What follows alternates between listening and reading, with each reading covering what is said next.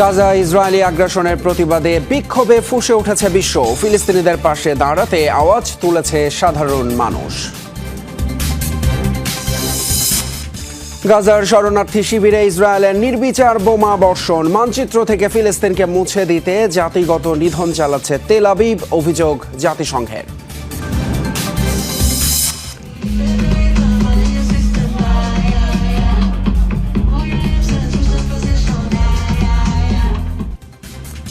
গাজায় যখন চলছে ইসরায়েলি তাণ্ডব, তখন উদ্দাম অশালীন ডিজে পার্টি সৌদি আরবে। পবিত্র শহর মদিনার দূরে নাচ গানের আয়োজন নিয়ে তোপের মুখে সৌদি যুবরাজ।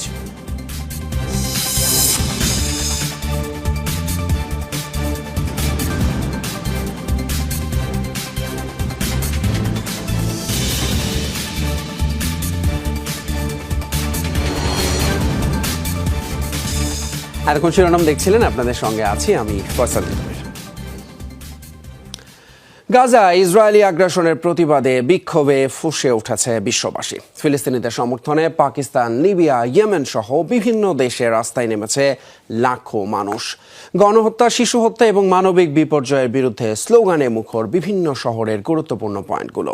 ফিলিস্তিনিদের পাশে দাঁড়াতে জোরালো কণ্ঠে আওয়াজ তুলেছে সাধারণ মানুষ।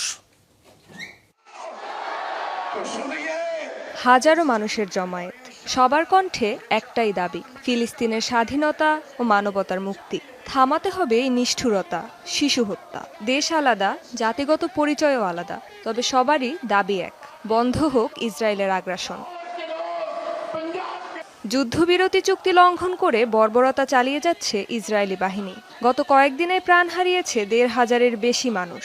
হতাহতের শিকার প্রায় ১০০০ শিশু। গাজায় নির্মমতা ও মানবিক বিপর্যয়ের বিরুদ্ধে সোচ্চার সমগ্র বিশ্ব। প্রতিবাদে মুখর পাকিস্তানের দ্বিতীয় বৃহত্তম শহর লাহোর। গাজার মানুষের পাশে দাঁড়াতে ইসলামাবাদ, করাচির সড়কে সড়কে হয়েছে সমাবেশ। ফিলিস্তিনের পতাকায় ছেয়ে যায় বিভিন্ন এলাকা। লাল রঙে হাত রাঙিয়ে রক্তপাতের বিরুদ্ধে অবস্থান নেন বিক্ষোভকারীরা।